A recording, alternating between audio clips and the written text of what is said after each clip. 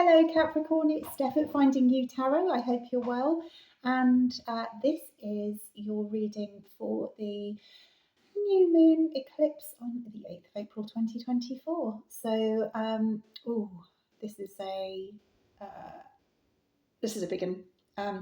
I always think with the energies around these big celestial events that they are what we make of them, but this has got something a bit karmic kind of swirling around it. Whenever I've turned over the cards in the last week or so, because I've been all over the shop emotionally in the last week and getting some really weird dreams. Whenever I turned the cards over this week, there's been loads of karma around and destiny.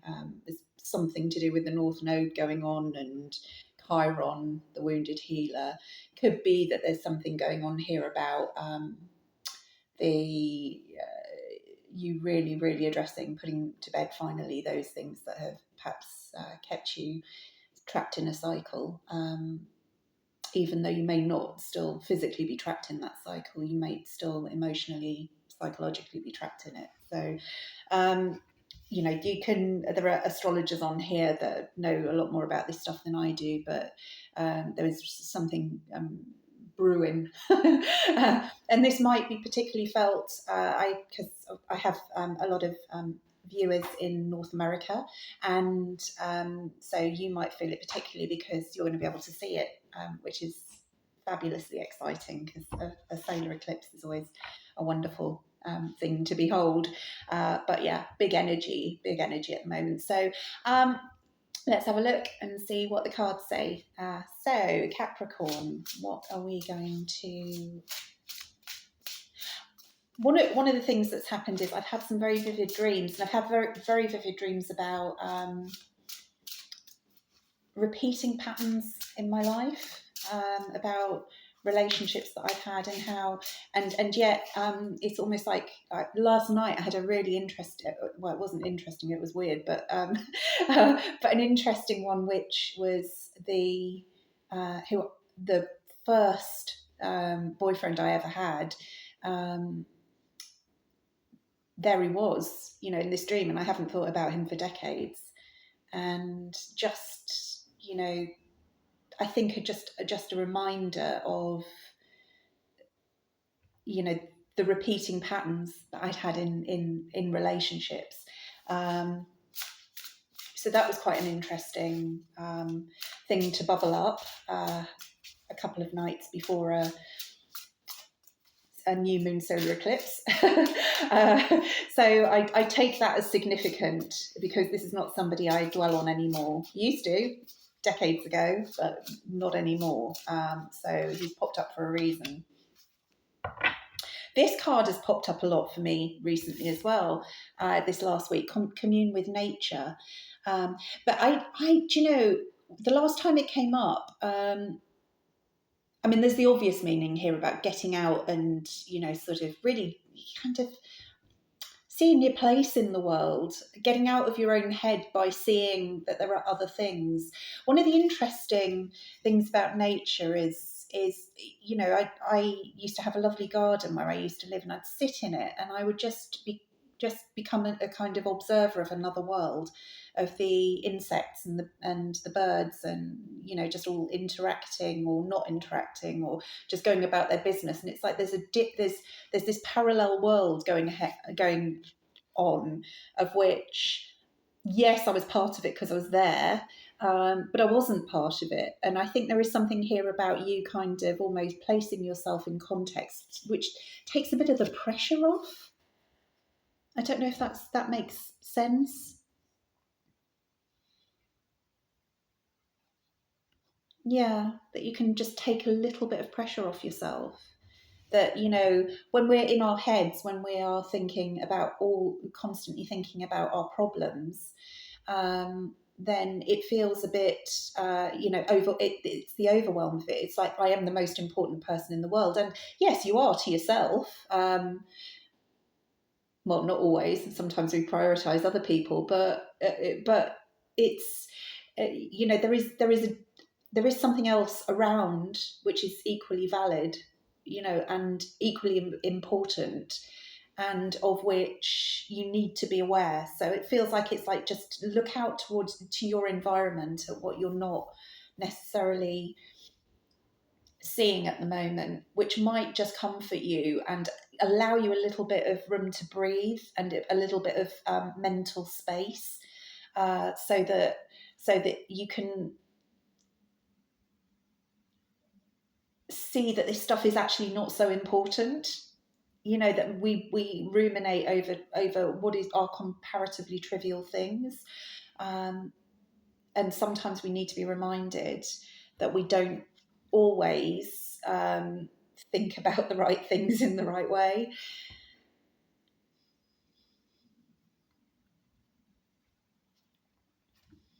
Let's have a look at this. There's been a card that has been flying out of this deck for a few days as well. So I wonder if it's going to make another appearance.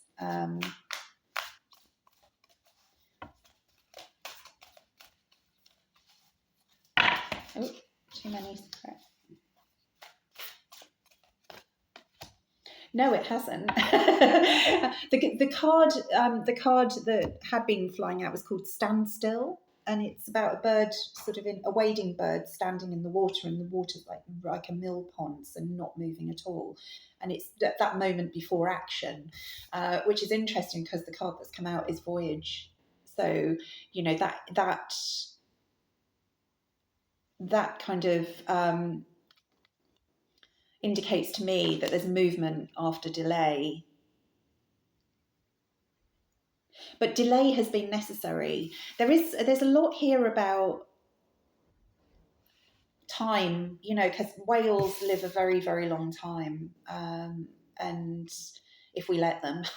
But it just feels like there's something about expanding out your world. And I'm not going to say, oh, you're going to go on holiday, or because many of you will be planning your holidays now because it's April, so you'll be thinking about summer and stuff. I'm not saying that. I think this is about a new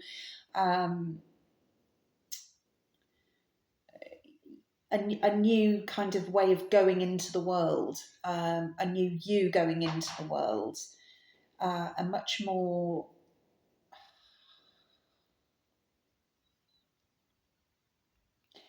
I'm just getting a bit of a closed off energy that needs the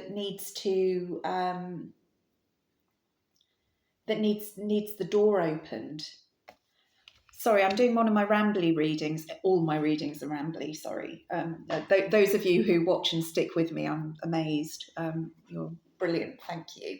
But this feels a bit sort of... There's a new way for you to be showing up in the world, but you cannot show up in the way that you've previously showed up. I think that's where we're going with this. And that's where actually the energies of the last few readings have really been about you just kind of accepting the new you and finding your place in the world. So it's a little bit repetitive, but if it's coming back again as a message, then it's what then maybe you need to hear it again in a different way with different cards. It's got that kind of vibe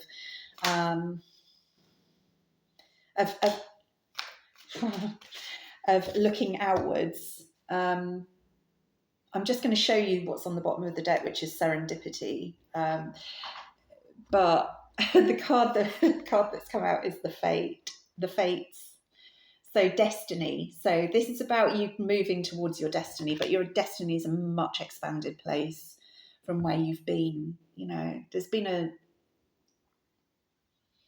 an inward looking energy here, and it's time to go out. I'm getting this really strong sense of the heart space going out, and particularly the heart space, not just the physical, but the heart going out. Yesterday I was coming back from the town that I live in, and there was a bee that was just a bumblebee which was just sitting in the middle of the path, and it's quite a busy path, and people don't really look at where they're treading, and it was okay. It eventually it flew off, but I kind of I didn't want to leave it there because it was just going to get stood on. Somebody would stand on it. And so I kind of found a little bit of card and was trying to nudge it into the corner and everything. And eventually it flew off. But if I'd been just in my own head, thinking about my own stuff, worrying about this, that, and the other, I could so easily have trodden on it. I could have so easily ended its life. I could have killed it. I could have, damaged the ecosystem. It's that sort of. It feels like we just need to become a bit more aware of our surroundings and of the importance of the little things. But this card, the Fates here, it's a good thing. I think when we think of karma, we always see it as, oh, karma, or this is for bad deeds, but it's not. Not always. It, rather than, and I might have said this in the last reading, rather than karma, this feels like fate and destiny. It feels like you're finally getting to where it is you have always been meant to be, but have, kind of got bogged down in being human, and with all of the challenges and difficulties that entails. Just have a look at the sacred creators and see if there's any advice before we get into the tarot. But you can't stop this. You have this voyage here. You can't stop it.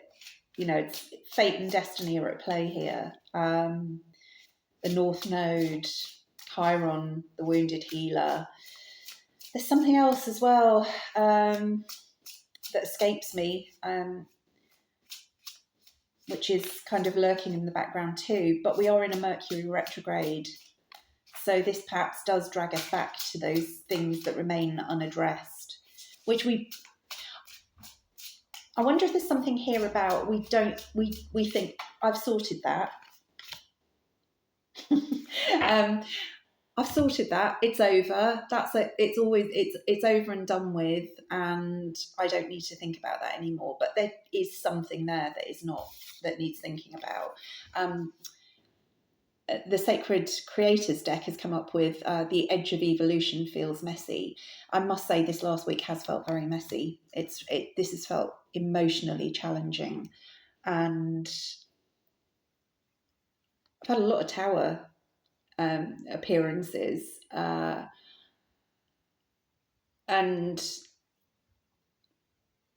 it's never felt like a bad tower.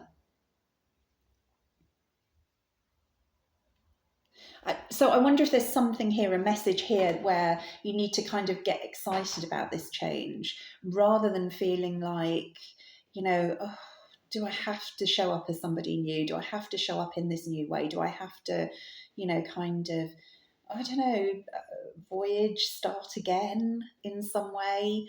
I just heard about retraining. There could be an option for you to retrain, but you might be thinking, but I've attained a certain level of expertise in one area. Do I really want to go backwards? But it's not backwards. It's taking you to where you need to go. There's also something as well about combining your skills in some way, in some interesting way, which is integral to your fate. And that's going to be very important. But it's also going to feel a bit chaotic. It's like until you can really kind of, turn that Rubik's cube enough times that you get all of the right colours in the right places and everything looks solid and harmonious again. It's going to feel really difficult.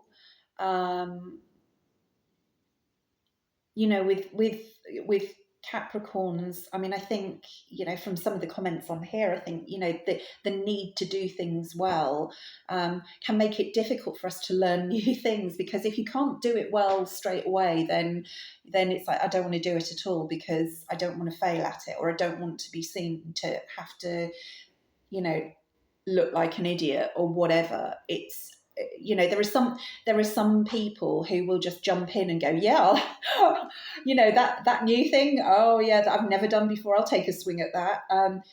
I'm definitely not like that. So I don't know if that's your experience as well, whether you have that sort of approach as well. But it feels like there's something here about, there's a new thing that that actually does bring together a lot of what you already know how to do, but it doesn't immediately feel like that. It feels like there's a challenge to it, but it's coming through, you know, with the fates, and you can see there are just little sparks of this kind of cerise color actually on the fates card. So it's like this is part of your destiny. But yeah, you need to get out of your head.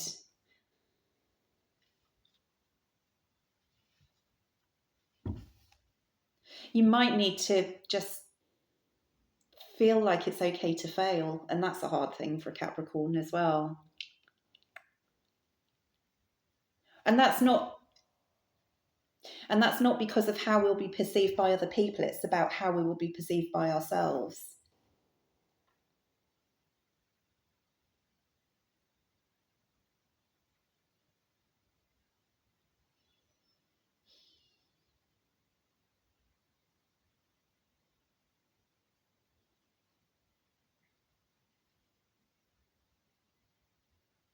But this is what you've always wanted. You know, we've got stars all over this. You know, so this is taking you towards what you have always wanted.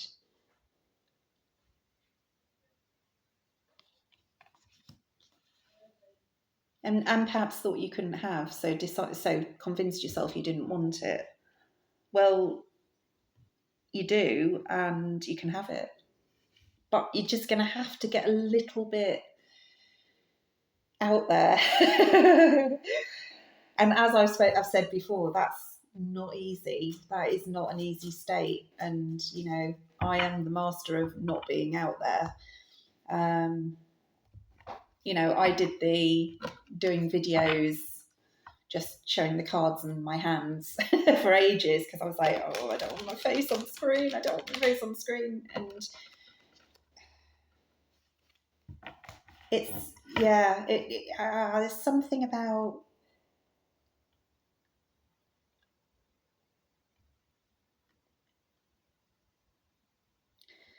there's something with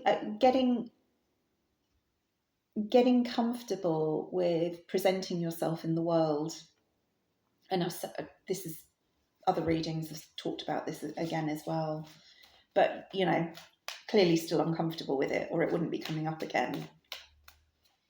But the edge of evolution feels messy. Yeah, it's the Rubik's Cube.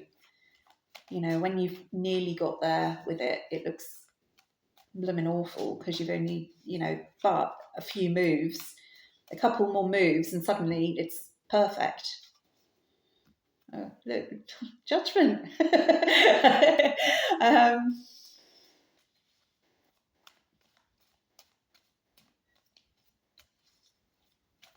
Okay, what have you got for Capricorn? What have you got for Capricorn for the eclipse? Queen of Wands.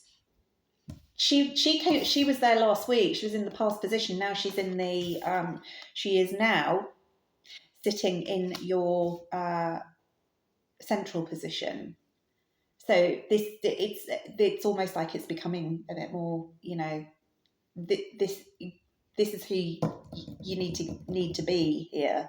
The brave, the unafraid, you know, having just spent the last 10 minutes or so talking about how, you know, we need to Capricorns, you know, fear failure, and so don't do anything. Well, this is the complete opposite. This queen, she's brave.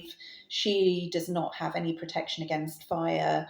She will just get out there and do.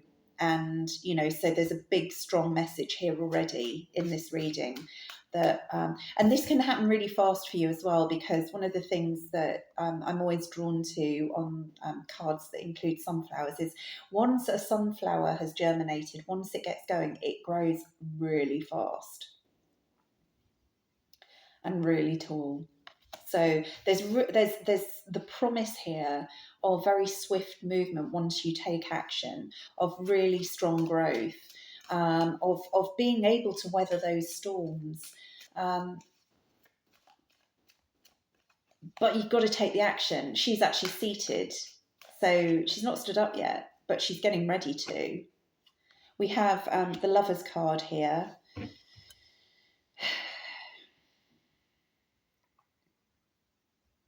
And, I'm reading this at this point as choice. It was called, this card was called The Choice before it was renamed The Lovers. And I feel like it's a choice between the passion and creativity and pragmatism,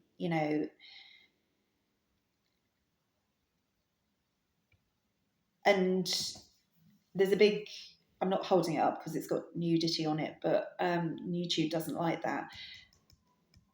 But there's a mountain between the two. There's a mountain between Adam and Eve, but it's a kind of, it's almost as though I can't, the passion and creativity, pragmatism, I can't have both. You can have both, actually, but you've convinced yourself with this mountain here that you can't have both, and that's not quite right. And so you've perhaps erred on the side of caution and pragmatism, when actually what is really required here is the fire, the fire in your belly. It's like, so many people in life, they're like, if if I want the car, if I want the nice house, if I want the big telly, if I want all of the nice trappings of life, I have to stay stuck in this miserable, meager marriage. It's that sort of, but it's not, you might have to give up the things that you've got now, but it doesn't mean that you can't have them in the future in a gloriously happy marriage, or even on your own. It just means that you've got to give up the stuff that you already have. So it's almost like there's something here about you giving up something that you're holding on to, in order to have something else. But you need to make that decision. You need to make that decision. It might be, I can't have that exact same house anymore because I'm giving this up, because I don't want to be in this meager marriage anymore. But when you take that action, when that fire is activated in your belly, when you get your passion for life back, then you might, you can have something equally as good, if not a whole lot better, and a whole lot more appropriate for you. It's almost like, it feels like there's a bit of a here hanging on to what isn't really making you happy. You're hanging on to what isn't making you happy because you're afraid that there might not be something better. But if you're not happy, well, where's the risk? I'm not just speaking specifically about a marriage here. I'm speaking much more generally about, kind of situations in general. So this could relate to a job. This could relate to a home. It could relate to some family members. But yeah, it feels like holding on to stuff that you don't even really want in your life, just because they've always been there, or they've been there for a very long time, and you're not sure you can replace them. But when something's gone from your life, you can always replace. It's always possible to replace it, because you've created space for something new. Okay, let's make some progress. Thinking. Oh, if only. me. Oh, look at me looking at the world. Look at me looking at the world and still holding on to what I have. Um, there is, I do sometimes when I look at this card, it's not a bad card at all. It's a card of, it's planning, it's kind of trying to activate some, sort of imagination and everything, deciding what you want, what you don't want. But it can also be a bit of a card of ruminating, in that, thinking is not doing. I'm getting a bit of an energy of, oh yeah, I could do this, I could do that. Oh, what if I did this? And yet this never happens, because you've thought about it, and so therefore you've thought, right, I've done something because I've been thinking about it. And that's not how it works. That's not how you make change. You don't just think your way to change. You have to do as well. Yeah, but here in with the Emperor, he's protecting himself. Great card of Aries. The Lovers is the card of Gemini, but he is a bit stubborn. He is a bit stubborn. He is a bit set in his ways. He does want to just kind of hang on to what he has, because what he has is a great deal, and he's well taken care of materially. But you can see he's on a stone throne. He doesn't have a lot of abundance. In fact, he doesn't really have any abundance around him. He doesn't have any joy around him. He's got stone, and he's got mountains. He's you know he's got an orb and a scepter and a crown, but he doesn't look happy. He looks a bit miserable. It just feels like he's having to protect himself all the time. It's like I never understand why. Well, I understand why they do it, but I don't understand why it's a life that anybody would want. Why somebody would, kind of have loads of a fantastic lifestyle and all the rest of it in a massive house and loads of jewelry and da da da da da da da da. But you lock yourself in a fortress. There's CCTV everywhere, there's alarms everywhere, there's this, that, and the other, because you're afraid someone's going to come and take it off you.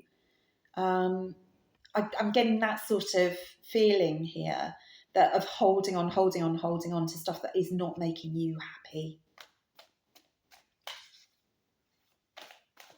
There's a bigger world here. There's a bigger world where bees are just as important. That bee is actually in reality more important than I am. To the world. Without bees, we can't manage. And there's something quite freeing about understanding that, actually. Yeah, but I think you're getting there. There's this disappointment card. I think again, with this Emperor here, there's this kind of, well, I've got all of this, but I'm not happy.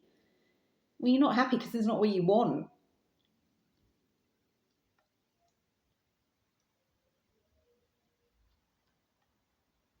You're not happy because it's not what you want.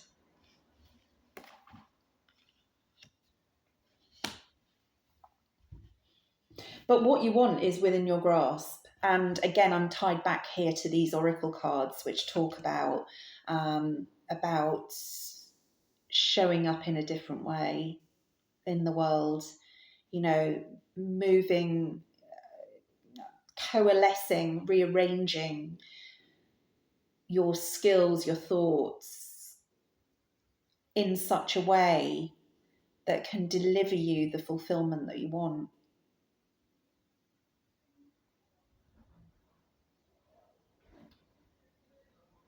But I'm being asked to say it again, so I'll say it again. You're not happy because, you're not happy because you don't have what you want. You might have loads of stuff, great, and good for you, but I'm not taking all of those. But the Seven of Swords wanted to be known, so we'll just keep him in our back pocket. Good for you that you've acquired all of this security, but you do need to think about whether it is making you happy. Happy and fulfilled. Fulfilled is more important than happy, actually. Fulfillment and contentment. Happiness is very fleeting. When we try to hang on to happiness, it kind of just disappears in our hand. So what are we going into? Okay, we're going into the Empress. So we're going from, okay, yeah, priorities. So we're going here from the Emperor, you know, clinging on to his stuff, protecting himself, to a much more open, abundant, receptive state of looking at new things, of looking at things that can, you know, a new way for us to be happy, a new way for us to find our fulfillment, a new way to find our contentment. You know, look at these two. You know, he's there, he's facing forward, he's being very direct, but she sits side on. She's sitting in comfort. She's got fresh air around her. She's got, you know, it's got that beautiful yellow, optimistic sky. He just looks a bit annoyed with life. You know, there's a big change here coming, and it's about you know, you kind of getting out of your divine masculine and prioritizing your divine feminine, about, you know, and realigning in your mind what you think you can receive that will create joy in your life. Choice.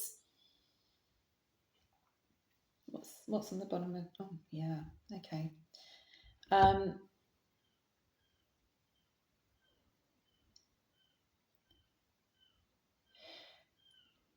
There are choices here to be made about who you want to be. And typically when we get stuck in a, you know, making choices from a logical, pragmatic place, then, you know, then we look at everything else, every other choice, as a bit self-indulgent, a bit flaky, a bit, why on earth would I think I can do that? But again, this is about you expanding your mind again. The Voyage card is flashing at me. The Commune with Nature card, it's like, look at it in a different way. You know, it's like, do not come at the changes that you wish to make in your life from a perspective of if I do this, I will lose. It's about what do I stand to gain by doing this? You know, and you can do that, you know, in material terms as well.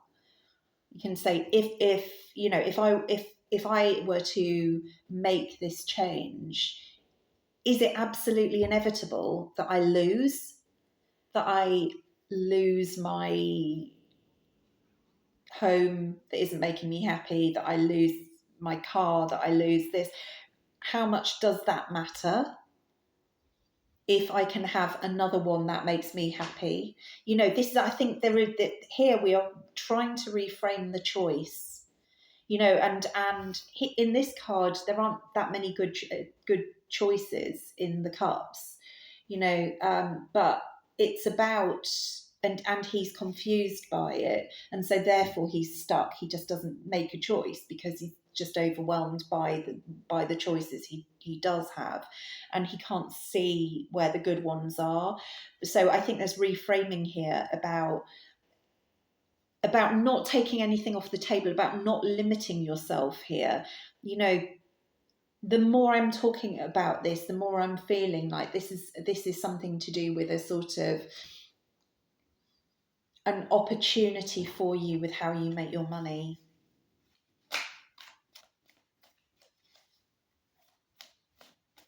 And how you build your resources, how you build your material world.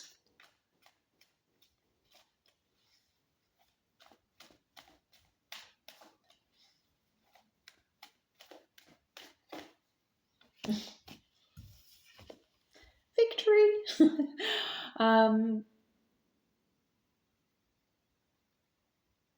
Yeah, I think this is it.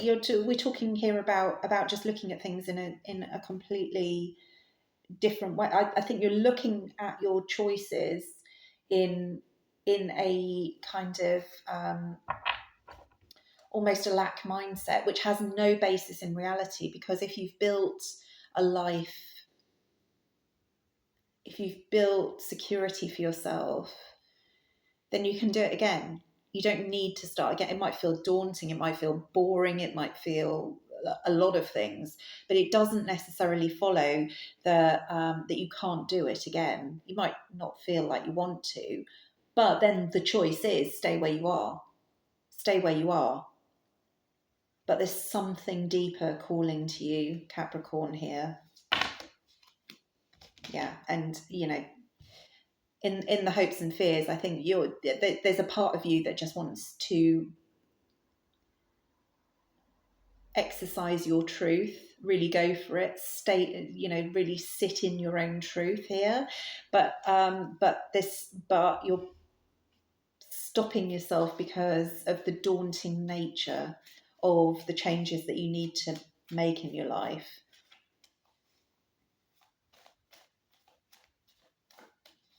What's the advice here? What's your advice? What's the advice, Spirit?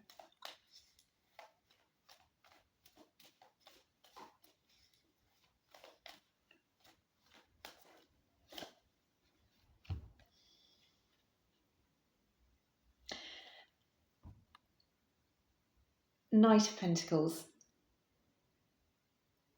Break it down. Break it down.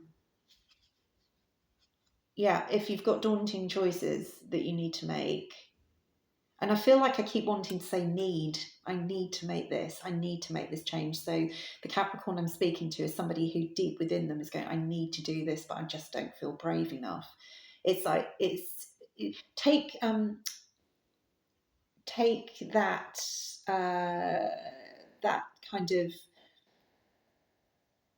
almost professionalism to it. If you're going to run a project, you don't just go, yeah, we'll just do some of this and we'll do some of that and we'll do some of that. You've got spreadsheets and you've got plans and you've got this, that, and the other. And it's almost like you need a plan. You need a plan, Capricorn, to create a bridge. And I was gonna clarify that, but then when I picked the deck up, there was one card left, and it's the Nine of Cups. So this is open to you. Your fulfillment, what you want, what you need, is open to you. But what you're not, but at the moment, it's with this lovers, it's Eve's over there, Adam's over there, and there's a big mountain between. It's like what you need is a course over that mountain to get from that pragmatism to that fire. And so then you can really, really go for it. So it feels like there's if you can tap into those aspects of yourself that are analytical, that are planning, sort of centric, where you can almost click into it and look at yourself as a project and get yourself from this emperor energy into something that is so much more opulent. I want to say opulent. I think, really kind of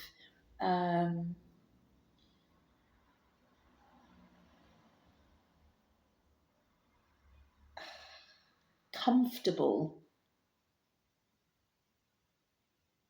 I mean, he's probably got loads of home comforts, this emperor, but he's not using any of them. It's almost like he's a bit sort of, he's got all of this stuff and he just doesn't know what to do with it. Well, she knows what to do with it. So there is a sense here, Capricorn, about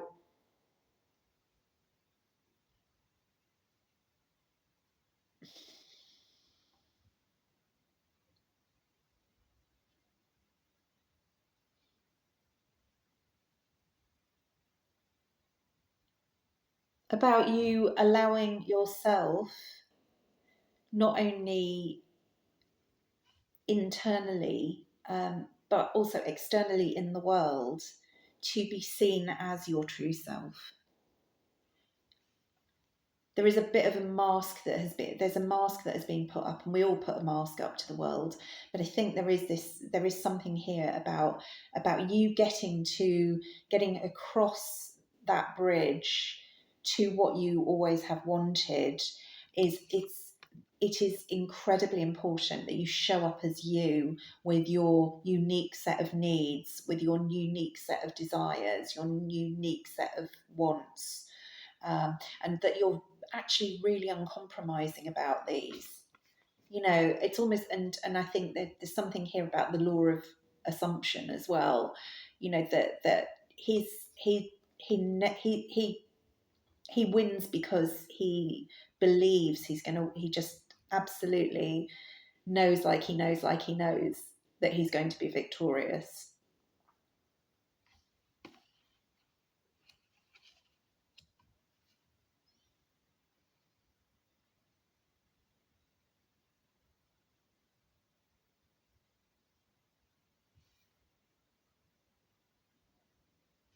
Yeah, okay. And as I'm looking at this, you can see he's got the wreath here. He's wearing the victory wreath on his head, and it is actually there in this card as well, in this card of confusion.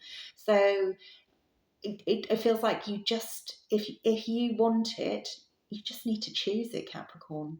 That's it. Choose it, and it's yours. But in order to do that, you're going to have to let go of some stuff, but you don't want it. The Capricorn I'm reading for here doesn't want this stuff. It's not making them happy. So let go of the stuff that does not make you happy and let in the stuff that does. There you go. Easy. Right. Okay. Took me over 40 minutes to get to that point. So Capricorn, I'm leaving it there. I really hope this helps. Good luck with the new moon solar eclipse tomorrow. I'm recording on the 7th. Eclipse is taking place on the 8th. Big energies, just, Aries on the bottom of the deck here. So just be a little bit careful. Just check yourself before you open your mouth. You don't want to just bring in unnecessary conflict or anything. There's a lot of big energy around, and let's not feed it. So thank you for